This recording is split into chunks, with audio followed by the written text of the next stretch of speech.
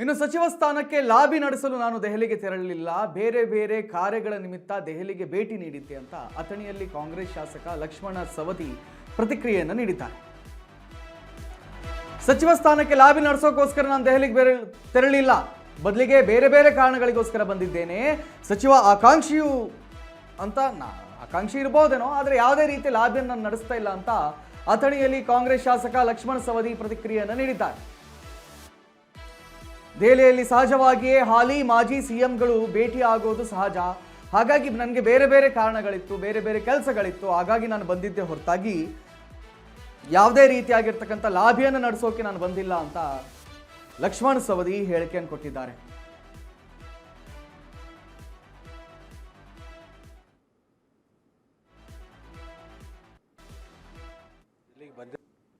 ಸುಮಾರು 10 ದಿನಗಳ ಹಿಂದೆ ಡೆಲ್ಲಿಗೆ ಹೋದದ್ದು ನಿಜ. ಅಲ್ಲಿ ಕೇವಲ ಮಂತ್ರಿ ಆಗಬೇಕು ಅನ್ನೋ ಲಾಬಿ ಮಾಡಲಿಕ್ಕೆ ಹೋದದ್ದಲ್ಲ,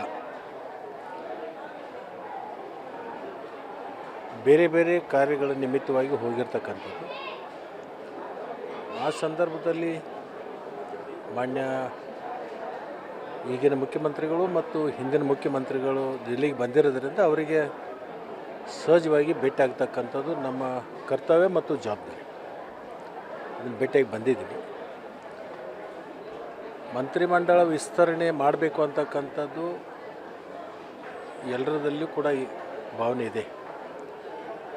ಕೇಂದ್ರ ಸರ್ಕಾರದಲ್ಲಿ ಈ ನೀಟ್ ವಿಷಯವಾಗಿ ಸ್ವಲ್ಪ ಪ್ರತಿಭಟನೆ ಅವು ನಡೆದಿರೋದ್ರಿಂದ ಕೇಂದ್ರದ ವರಿಷ್ಠರು ಆ ಒಂದು ಪ್ರತಿಭಟನೆಯಲ್ಲಿ ಸ್ವಲ್ಪ ಬಿಜಿ ಆಗಿರೋದ್ರಿಂದ ಅದು ಸಭೆ ಮಾಡಲಿಕ್ಕೆ ಅವಕಾಶ ಆಗಿಲ್ಲ.